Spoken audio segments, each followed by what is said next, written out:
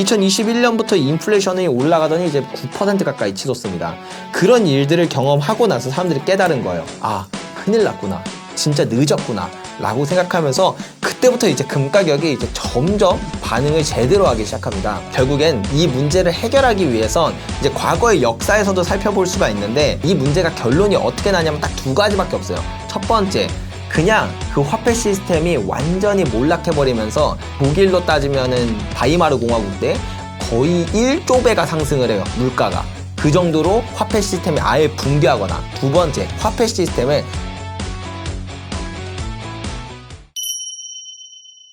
안녕하세요. 7년차 금 투자자이자 이제 금거래소도 운영하고 있는 조기원 작가라고 합니다. 반갑습니다. 최근 금값이 고점을 찍고 빠진 이유가 뭐라고 생각하시나요? 금의 사이클이 이제 본격화됐다 이렇게 생각을 해보는 게 좋을 것 같아요. 사실 금이 역사적으로 언제부터 슈퍼 사이클이 시작됐는가는 명확한 시그널들이 있거든요. 그냥 여러 가지 데이터 중에서 그냥 하나만 콕 집어서 얘기를 드리자면 실질금리라는 데이터가 있어요. 실질금리는 쉽게 말해서 은행 예금 이자에서 물가 상승률을 뺀 값. 그래서 내가 은행에 예금을 해두면 이득이냐 아니면 예금을 해둬도 화폐 가치가 더 많이 떨어져서 손해냐 이걸 이제 볼 수 있는 지표인데 이 실질금리가 마이너스로 빠져든다. 즉 우리가 은행에 예금을 해둬도 물가가 더 많이 올라서 실질적으로는 손해를 본다라고 하는 시점부터 금가격이 상승했다라는 걸 알 수가 있어요. 근데 여기서 재밌는 건 그렇게 마이너스로 빠져들고 금의 슈퍼사이클이 시작돼도 슈퍼사이클이 초반부보다는 중반부보다는 후반부가 상승률이 훨씬 더 드라마틱해진다는 걸 알 수 있거든요. 그래서 2019년이 슈퍼사이클의 시작점이라는 시그널인데 근데 이때부터 한 2023년까지를 보면 물론 많이 올랐지만 생각보다 이걸 확대해서 보잖아요. 되게 지지부진한 흐름이에요. 2019년부터 살짝 오르다가 2020년 코로나 팬데믹 때 살짝 눌리고 이제 갑자기 폭등을 했습니다. 2021년부터 거의 3년 동안 기어요. 그리고 나서 지금 이렇게 폭발적인 상승을 했다라는 걸 알 수 있거든요. 그래서 금이라는 자산이 슈퍼 사이클이 시작되면 초반부엔 약간 지지부진하면서 지루한 흐름, 중반부부터 좀 본격적인 상승장이 이루어지고 후반부에는 거의 광기가 나타난다라는 걸 알 수 있어요.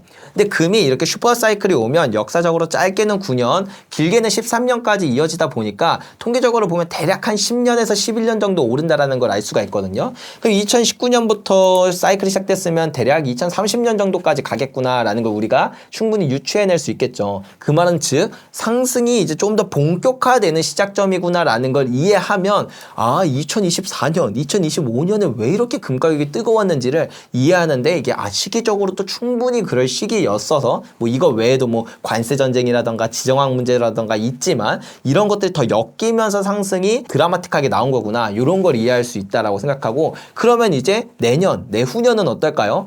중반부를 지나서 후반부로 달려가는 게 한 2027년 정도니까 내년에는 아마 올해와 비슷한 그런 상승 모멘텀들을 가지고 있을 거고 2027년부터는 조금 이제 광기가 나타나기 시작하는 그런 현상을 우리가 보게 되지 않을까 그렇게 생각하고 있습니다. 현재 금시장 사이클은 어떻게 돌아가고 있나요? 가장 비슷했던 최근에 역사를 찾으라고 한다면 1971년을 예를 들 수가 있어요. 뭐 인플레이션에 대한 문제도 있고 뭐도 있고 한데 조금 더 본질적으로 가죠. 우리가 금이 왜 오르는가를 생각을 하려면 사실 금 가격이 딱히 오를 이유가 없어요. 금이 뭐 수요나 공급이 그렇게 크게 달라지지가 않거든요. 지구상에 있는 양을 다 합치면 한 26만 톤 정도 됩니다. 여기서 이게 과거랑 옛날이랑 크게 달라지질 않아요. 왜냐면 금이라는 게 처음에 만들어질 때 초신성 폭발 같은 그런 아주 특별한 일이 있어야 금이 만들어지는데 대부분 금이 두 가지 성질이 있어요. 하나는 서로 이렇게 뭉치는, 똘똘 뭉치는 성질이 있고 의리가 있습니다. 그 두 번째는 얘네들이 되게 무거운 원소예요. 그렇다 보니까 서로 뭉쳐서 지구의 가장 안쪽 내핵이라는 곳에 많이 뭉쳐져 있습니다. 그 내핵은 인류가 지금까지 뚫었던 가장 깊은 깊이가 지각도 못 뚫었어요. 그러니까 지구를 설명드리면 이렇게 큰 원에 껍데기, 완전 얇은 껍데기를 지각이라고 하고 그 안에 뭐 인간으로 치면 지방층 같은 게 있어요. 이렇게 두툼한 지방층이 있는데 이걸 멘틀이라고 하고 그 안에 핵이 있거든요. 이 핵에 금이 많은데 인간은 지각 조차 뚫어본 적이 없다. 그 지각에 뭐 해봤자 얼마나 많은 금이 있겠어요? 그렇기 때문에 금이 귀하다는 거고 새로운 금광 거의 없습니다. 막 뉴스에 가끔 나오긴 하는데 양도 되게 미비하고 그중에 가짜뉴스도 되게 많아요. 즉 옛날이나 지금이나 금의 공급은 어차피 똑같아서 사실 가치가 변할 이유가 없다. 근데 가격이 왜 이렇게 오르냐면 금 가격이 오르는 게 아니라 화폐의 가치가 떨어지는 거예요. 화폐라는 건 결국엔 믿음입니다. 우리가 믿잖아요? 그러면 화폐의 가치는 변하지 않고 금 가격도 변하지 않아요. 예를 들어 볼게요. 제가 빵 가게를 하고 있어요. 우리 가게에 빵의 만들 수 있는 재료가 10개 정도 있습니다. 그래서 우리는 이거 빵을 팔기도 하지만 사람들한테 빵 교환권을 팔았어요. 빵 교환권을 가지고 있는 이제 제 친구 A는 이런 생각을 하겠죠. 빵 교환권 가져가면 언제든지 얘가 빵으로 바꿔줄 거니까 별 문제 없겠지 이렇게 생각을 해요. 그리고 어느 날 친구가 물어봅니다. 야, 너 빵 몇 개 있어? 그러면 이 친구는 당당하게 나 빵 5개 있어 라고 해요. 근데 정확히 말하면 그 친구 빵 없어요. 빵 교환권이 5개 있는 거지.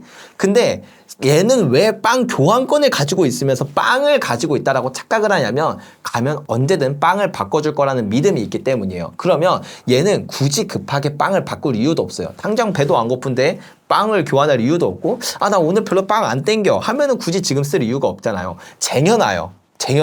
그러니까 빵 교환권을 10개 발행했는데 오늘 아무도 안 오는 거예요. 뭐 나쁘지 않은데? 한 10개만 더 발행해봐요. 그랬더니 다음날 됐더니 한 명 와요. 그래? 그럼 한 100개쯤 발행을 해봤어요. 그랬더니 오늘 한 5명 옵니다. 그러니까 믿음만 있으면 사실 나는 빵을 10개밖에 못 만들지만 교환권을 100개를 발행해도 된다라는 거예요. 이런 식으로 처음에 탄생할 때도 화폐는 그저 금 교환권이었어요. 여러분, 세상에서 가장 공신력 있는 화폐가 뭐죠? 바로 달러입니다. 미국의 달러예요. 근데 그 달러도 1971년 이전까지만 하더라도 달러에 정확하게 명시돼 있었어요. 가져오면 금으로 교환해 준다고. 근데 그 문구가 1971년에 사라졌지만 어쨌든 그 얘기 드리기 조금 전에 화폐라는 건 금이랑 교환할 수 있는 교환권이에요. 근데 사람들이 믿음이 있으면 그 화폐를 아무리 많이 발행해도 금으로 당장 바꿔가지 않고 그냥 왜 바꿔가면은 금 또 보관하기도 불편하고 누가 훔쳐가면 어떡해요. 그러니까 이 화폐로 가지고 있는 거예요. 근데 어느 날 이상하다는 생각이 듭니다. 그런 거 치고 화폐가 너무 많은데? 라거나 아니면 화폐가 많아도 뭐 그 국가가 열심히 또 돈을 벌어가지고 5년 뒤 혹은 10년 뒤에라도 줄 수 있다라고 한다면 그냥 믿음은 유지가 될 거예요. 근데 이제 사람들의 믿음이 어느 순간 깨지기 시작하는 거죠. 얘네가 100년이 지나도 못 바꿔줄 것 같은데라는 그 믿음이 깨지는 순간 사람들이 다 같이 금을 바꾸러 갑니다. 그러면서 이 화폐의 가치가 100분의 1 토막, 1000분의 1 토막 막 이렇게 나는 거거든요. 이 역사는 인류 5000년 동안 매년 반복돼요. 고대 메소포타미아, 고대 이집트, 뭐 고대 로마, 고대 그리스 모든 시기에 거쳐서 매번 반복되는 패턴이에요. 왜? 금은 희소한데 화폐는 얼마든지 발행해도 되니까 화폐를 발행하다가 사람들을 믿다가 어느 임계점에 국가의 신뢰가 흔들리는 일이 생기거나 아니면 너무 많이 발행돼서 사람들이 그걸 깨닫거나 이 둘 중에 하나의 일이 생기면 갑자기 화폐의 가치가 팍 떨어지기 시작합니다. 사람들이 그 신뢰가 깨질 정도라는 건 이미 상황이 상당히 심각하다라는 거예요. 우리가 몸에 갑자기 이제 열이 확 나요. 그러면 지금 내가 아프구나 이렇게 느낄 수 있지만 암 같은 것들을 생각해 보면 몸에 이상이 나타나면 이미 그때는 한참 진행돼서 이제 돌이킬 수 없는 경우가 많다고 하잖아요. 마치 화폐 시스템이 그래요. 경제 현상으로 나타나고 사람들이 깨달을 정도가 됐다라는 건 이미 돌이킬 수 없을 정도로 이미 상황이 심각하다라는 거예요. 자, 지금 미국의 국가부채가 37조 달러예요. 한화로 약 5경 원이 넘습니다. 근데 숫자만으로도 많지만 이게 미국이 1년에 생산하는 양 GDP랑 비교해도 120%예요. 그러니까 2차 세계대전 때보다 더 심할 정도로 부채 문제가 심각하다라는 얘기거든요. 여기다가 숨만 쉬어도 1년에 미국의 빚은 2조씩 늘어납니다. 진짜 아무것도 안 하고 숨만 쉬어도 1년에 2조씩 늘어나요. 그렇다 보니까 사람들은 생각하는 거죠. 미국이라는 국가가 뭐 화폐 많이 발행하는 거 2008년에 많이 발행했어요. 2020년 코로나 때도 많이 발행했습니다. 그때까지만 해도 그래도 믿었어요. 야, 그래도 미국인데 지금 이렇게 많이 발행해도 얘네들이 또 더 기술도 발전하고 문명도 발전하고 하면서 생산성이 혁신되고 그걸로 인해서 뭐 부채 문제 크게 문제 안 될 거야 라고 생각했는데 그 문제가 점점 깨지기 시작했어요. 2020년 코로나 팬데믹 때만 하더라도 그때 돈을 얼마나 풀었냐면 지난 200년 동안 풀었던 화폐의 양을 고작 한 달 만에 풀어버릴 정도로 엄청나게 많은 양을 단기간에 막 풀어버렸어요. 그렇게 많이 풀렸을 때도 사람들은 단기간은 믿었으니까 그게 인플레이션으로 나타나진 않았어요. 근데 우린 경험했죠. 2021년부터 인플레이션이 올라가더니 이제 9% 가까이 치솟습니다. 그런 일들을 경험하고 나서 사람들이 깨달은 거예요. 아, 큰일 났구나. 진짜 늦었구나 라고 생각하면서 그때부터 이제 금 가격이 이제 점점 반응을 제대로 하기 시작합니다. 그래서 이렇게 시스템이 끝까지 가면 결국엔 이 문제를 해결하기 위해선 이제 과거의 역사에서도 살펴볼 수가 있는데 이 문제가 결론이 어떻게 나냐면 딱 두 가지밖에 없어요. 첫 번째, 그냥 그 화폐 시스템이 완전히 몰락해버리면서 독일로 따지면은 바이마르 공화국 때 거의 1조 배가 상승을 해요. 물가가. 그 정도로 화폐 시스템이 아예 붕괴하거나 같은 역사로 베네수엘라라던가 아르헨티나 같은 역사들이 있죠. 가장 최근에는 이런 것처럼 화폐 시스템이 아예 붕괴해버리거나 혹은 두 번째 화폐 시스템을 갈아엎습니다. 화폐는 태어날 때부터 어느 정도 수명을 가지고 태어나요. 인간처럼 이제 좀 쌩쌩했던 막 전성기 시기도 있고 어렸을 때도 있고 그 다음에 나이가 들어서 노인이 되기도 해요. 노인이 된 화폐를 이제 다시 쌩쌩한 화폐로 바꾸는 그런 화폐 시스템의 변화가 일어나긴 하거든요. 미국 같은 경우에 보면 1944년에 금본위제로 처음 이제 패권을 잡았어요. 그렇게 달러가 이제 전 세계 표준이 되다가 1970년에 똑같은 문제가 발생했습니다. 지금이랑 똑같은 문제가 발생했어요. 결국엔 인플레이션이라는 그 경제 현상으로 지금 화폐 시스템이 이제 끝에 다다랐다라는 일이 생겼거든요. 그래서 사람들은 금을 자꾸 찾아가고 각국의 중앙은행들은 프랑스 같은 경우에는 심지어 군함까지 끌고 가서 달러 주고 금으로 바꿔달라 그래요. 금을 다 본국으로 회수하기 시작을 합니다. 그러니까 미국이 이제 지금의 달러 시스템은 끝났다라고 생각을 해서 이때 묘수를 냅니다. 화폐 시스템을 다시 갈아엎어요. 그전에는 금본위제라고 해서 금이 담보가 된 화폐 시스템이었는데 1971년 이후에 페트로달러 시스템이라고 하는 원유가 담보가 되는 원유가 가장 핵심 자원이 되는 그런 달러 시스템으로 갈아엎었어요. 그러고 나서 미국의 패권이 아직도 유지될 정도로 이렇게 달러 패권이 쭉 유지가 됐는데 지금 또 한 번 온 거예요. 지금은 경제현상으로 나타났죠. 결국에 이 달러가 완전히 몰락해버리든 아니면 새로운 화폐 시스템으로 넘어가든 둘 중에 하나를 택하게 되는데 재밌는 건 뭐냐면 완전히 몰락하든 달러 화폐 시스템으로 넘어가든 그 과정 가운데서 지금의 달러 화폐 시스템은 사라져야 되기 때문에 1971년 이전의 화폐 시스템이 사라지고 1971년 이후의 화폐 시스템으로 넘어가는 것처럼 이 넘어가는 과정 가운데서 화폐의 가치가 재평가가 이루어집니다. 그리고 그 과정 가운데서 금 가격도 재평가가 이루어져요.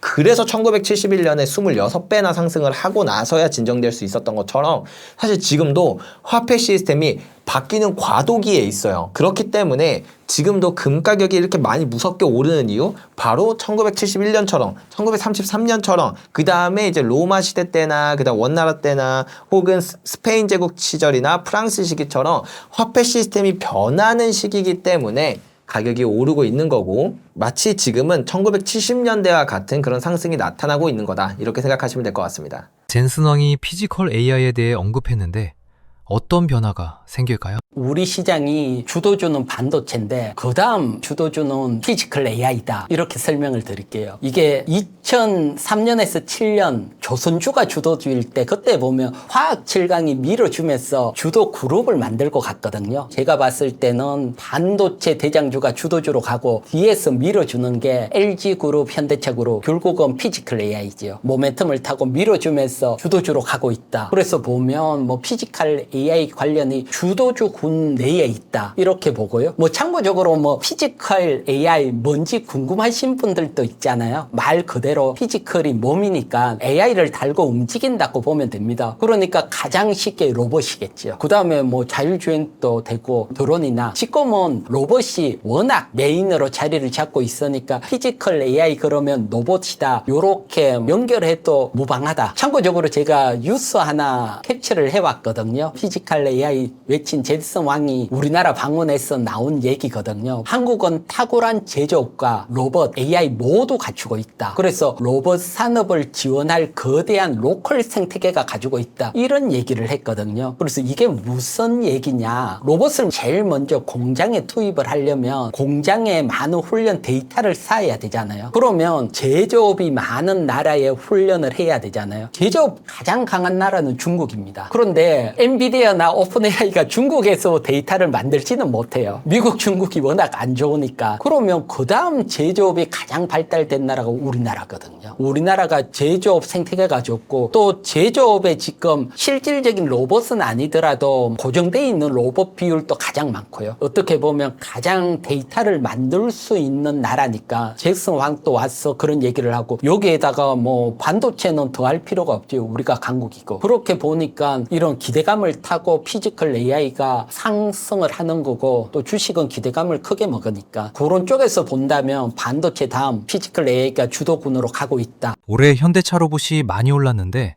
얼마까지 상승할까요? 최근에 나온 리포트 보니까 KB증권에서 한 120만 원 정도 얘기를 했더라고요. 지금 보면 65만 원인데 120만 원이면 약 100% 더 상승을 하겠다. 이런 리포트도 나왔더라고요. 그런데 저는 거기에 더해서 200만 원 넘어갈 거다. 더 크게 보고 있거든요. 보면 먼저 KB증권에서 왜 120만 원으로 목표 주가를 잡았느냐. 일단 보면 자동차 만들어서 120만 원까지 뭔가요? 실제로 자동차 는 시장에서 레드오션으로 봤어요. 더 이상 커지기 어렵다. 워낙 뭐 팔릴 만큼 다 팔렸으니까 이게 자동차가 전 세계적으로 2배 팔린다. 이건 말이 안 되잖아요. 그러니까 팔리는 게 조금 나더라도 인구 증가는 그 정도 증가하니까 이건 산업으로서는 확장이 없다. 그래서 보면 디젤 자동차들이 다 PBR이 낮아요. 이제 새로운 모멘텀. 자동차로만 가는 게 아니고 여기에다가 뭐 자율주행이라든가 로봇 판매한다. 로봇은 정말 성장성이 엄청 크잖아요. 그래서 이런 게 붙었을 때 재밸류를 찾아가고 그리고 주가가 크게 가거든요. 그래서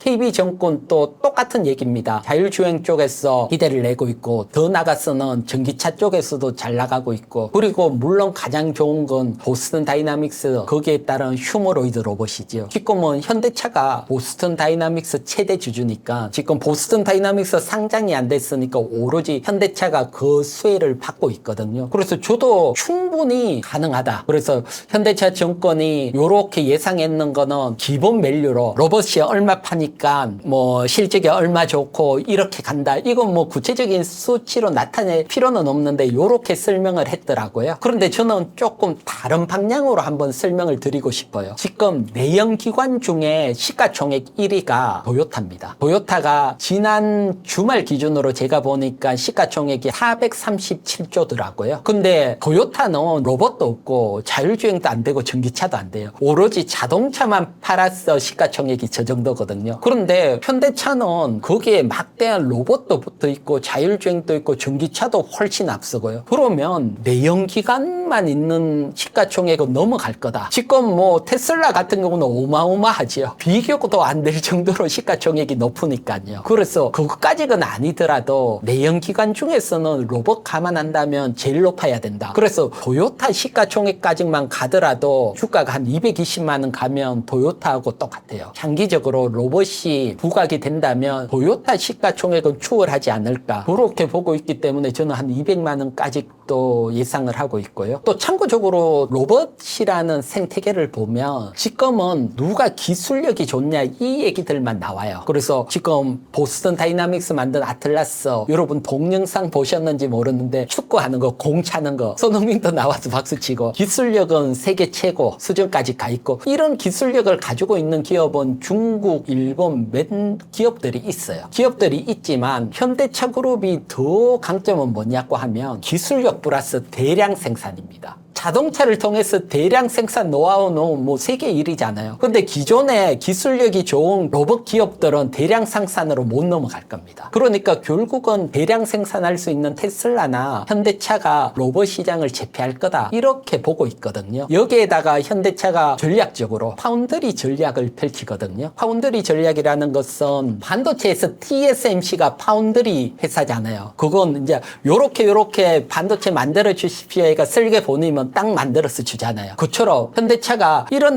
로봇 만들어 주십시오 하면 기술력도 있고 대량 생산도 되니까 해서 준다는 겁니다. 그러니까 한번 이게 돼버리면 굳이 로봇을 돈 들여서 기술력 내고 이럴 필요 없지요. 파운드리로 장악을 해버리면 전 세계에서 장악을 할 수 있으니까. 그래서 대량 생산 기술에다가 지금 로봇 기술 이걸 본다면 엄청난 모멘텀은 있다. 이게 뭐 긴 시각입니다. 뭐 당장 내일 그렇게 된다는 건 아니지만 장기적인 시각을 설명드린 겁니다. 현대그룹 내에서 향후 로봇 대장주는 어떤 종목이 될까요? 일단은 앞에 말했던 현대차가 치고 나갈 거라고 보고 있고요. 그 다음에는 현대모비스. 현대차는 지금 최대 주주라는 강점을 가지고 가니까 요건 내년에 보스턴 다이나믹스가 상장하면 좀 모멘텀이 약화될 수 있어요. 직접 아틀라스 만드는 보스턴 다이나믹스가 상장되니까 실질적으로 시각이 보스턴 다이나믹스로 넘어갈 수 있는데 현대모비스 같은 경우는 로봇 부품을 거의 다 장악을 하는 거죠. 실제로 지금 자동차 부품 공급하는 게 현대모비스잖아요. 현대차 그룹에서. 그처럼 현대차 그룹에서 로봇 부품 공급하는 것도 현대모비스가 될 수밖에 없으니까 그런 측면에서 본다면 현대모비스는 로봇이 커지는 동안 계속해서 같이 성장을 할 수 있는 기업이다. 그리고 여기에다가 또 하나 로봇 부품의 가장 큰 비중이 액추레이터입니다. 그런데 벌써 보스턴 다이나믹스하고 액추레이터 공급 계약을 했고요. 그러면 기술력 있고 돈 빵빵하고 적용할 수 있는 데까지 있다. 그러면 글로벌적으로 액추레이터 시장 장악 아직도 내다보지 않을까. 그런 측면에서 본다면 역시 현대모비스가 다음 강점이다. 이렇게 보고 있습니다. 유독 현대차 그룹이 주목받는 이유가 뭘까요? 가장 큰 이유는 역시 보스턴 다이나믹스 내년 상장이거든요. 그거 지배구조 잠깐 한번 보도록 할게요. 보면 최대 주주가 HMG 글로벌입니다. 쉽게 말해서 HMG 글로벌은 현대차, 기아차, 현대차 모비스가 만든 회사거든요. 그리고 요중에 HMG 최대 주주는 현대차고요. 그래서 보스턴 다이나믹스가 상장 규모도 크니까 그렇게 되면서 현대차 그룹 전체가 보스턴 다이나믹스 지분을 가지고 있으니까 지금 각광을 받는 그런 이유도 있고요. 그 다음에 보면 현대글로비스도 10% 있고요. 그 다음에 중요한 게 현대차 다음 2대 주주가 정의선 회장입니다. 정의선 회장님이 21.9%를 가지고 있거든요. 지금 현대차 그룹 같은 경우는 지배구조가 순환출자입니다. 사실 지금은 순환출자를 금지하고 있는데 아직 이걸 해결을 못했어요. 못하는 이유는 순환출자를 해결하려면 최대 맨 위에 있는 기업들 주식을 정의선 회장님, 현대그룹 일가가 다 가져야지 순환출자를 해소를 하잖아요. 그러면 이거 해소하려면 돈이 많이 들어요. 주식도 사고 주식 교환도 일어나고 해야 되는데 그래서 그것 때문에 조금 어려웠는데 보스턴 다이나믹스 상장하면 그 총알이 생기는 겁니다. 그 돈이. 정의수 회장님이 워낙 지분이 높으니까. 그래서 자연스럽게 보스턴 다이나믹스 상장 플러스 현대차 지배구조 개편이라는 게 막 물렸어요. 이게 올해 가장 크게 작용을 받는 해입니다. 그렇기 때문에 올해 가장 현대차 그룹이 시각이 많이 쏠려 있고요. 그래서 뭐 지나가는 길에 그러면 현대차 그룹 지배구조도 잠깐 보고 갈게요. 지금 왼쪽 그래프가 현재 지배구조고 이게 수만 출제 해결되면 오른쪽 그래프로 갈 거다 시장에서는 예상을 하고 있습니다. 그래서 보면 현재 지배구조를 잠깐 볼게요. 정의성 회장님 최대 주주가 현대모비스를 가지고 있고 현대모비스가 현대차를 가지고 있고 현대차가 기아차를 가지고 있고 기아차가 다시 현대모비스를 가지고 있는 전형적인 순환출자거든요. 그러면 이 순환출자 막 복잡하잖아요. 지금 보더라도 지배구조가. 그래서 이걸 간편하게 삼성이나 LG 보면 지금 요렇게 돼 있어요. 최대 주주가 있고 지배업체가 있고 그 밑에 땅땅 놓이는 요렇게 바뀌려고 하거든요. 그러면 첫 번째 지배구조가 이렇게 간다면 정의성 회장님이 가지고 있는 주식이 많은 기업들이 주가가 올라가야 유리합니다. 주식 교환도 일어나야 되니까. 시가총액이 커져야지 지배구조로 넘어갈 때 유리하겠죠. 그래서 보스턴 다이나믹스 최고 많이 가지고 있는데 뭐 이건 상장되면 당연히 좋아질 거고 그 다음 많이 가지고 있는 게 현대글로비스. 정의성 회장님이 글로비스 지분을 한 20% 가지고 있거든요. 그 다음에 현대모비스도 많이 가지고 있어요. 그래서 보면 현대모비스를 많이 가지고 있기 때문에 현대모비스 축축으로 지배구조 될 거다 이렇게 보고 있거든요. 그래서 현대모비스는 이런 지배구조에 따른 수혜도 받을 수 있다. 쉽게 말해서 지금 각광받는 게 보스턴 다이나믹스 상장과 이런 지배구조 해결과 맞물려 있다. 이렇게 보시면 되십니다. 요중에 어쨌든 현대차 타피, 그 다음에 현대모비스, 그 다음에 참고적으로 보면 현대오토에버도 정의수 회장님 지분이 꽤 돼요. 그래서 현대오토에버도 지금 떠오르고 있는 이유가 로봇이나 자율주행도 있지만 이런 지배구조 영향도 있다. 현대차 그룹 외에 눈여겨보시는 로봇 종목이 있으신가요? 먼저 제가 로봇을 어떻게 보고 있는지 시각을 한번 설명을 드릴게요. 작년까지 여러분들 주식시장에 있었다면 코스닥이라든가 대형 기업이 아닌 로봇주들이 정말 크게 막 상승을 했거든요. 기술력이 있다. 이 기술력으로 상승을 했는데 이런 기업들이 크게 상승하면 저는 이제 비중을 좀 줄여야 된다고 보고 있고요. 결국은 규모가 큰 기업, 대기업이라든가 캐시카워, 돈을 막 벌고 있는 큰 기업이 로봇으로 진출하는 이런 기업으로 좀 옮겨가야 된다. 그래서 좀 기술력만 있고 코스닥 로봇주 가지고 계신 분들은 크게 움직이면 좀 비중을 줄이고 현대차나 LG전자나 크게 갈 수 있는 쪽으로 옮겨가야 된다. 왜 그렇게 보느냐 하면 2000년대 닷컴 버블 그때 보면 여러분 쉽게 말해서 홈페이지 만드는 기술로 막 코스닥 상장될 때입니다. 정말 인터넷 세상 될 거라고 새로운 기술 엄청나게 상승했거든요. 그 기술력을 가지고. 그런데 지금 와서 인터넷이나 뭐 안 하는 사람 없잖아요. 그런데 그때 기업들 다 없어졌어요.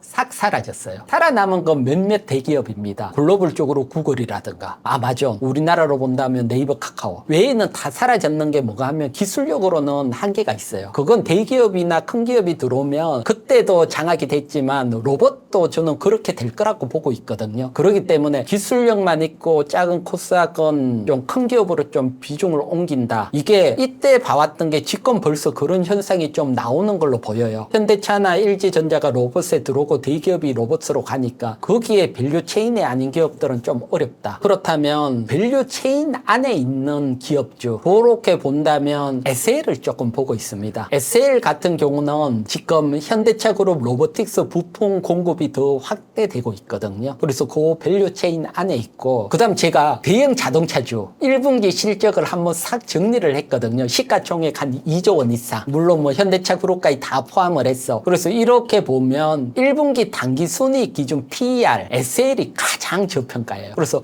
로봇 모멘텀도 받고 실적 대비 가장 저평가다. 또 뭐 영업이익도 작년 1분기보다 크게 성장을 했고요. 그래서 로봇 모멘텀에다가 저평가에다가 성장까지 간다. 이런 측면에서 보면 현대차 그룹 외에는 SL 보고요. 그래서 SL도 현대차 밸류 체인 안에 있는 기업이니까요. 뭐 시가총액이 3조 원짜리니까 이런 기업들이 지금 로봇 쪽으로 가고 있으니까 기술력만 있는 기업보다는 또 결국은 살아남을 수 있다. 이렇게 보고 있습니다.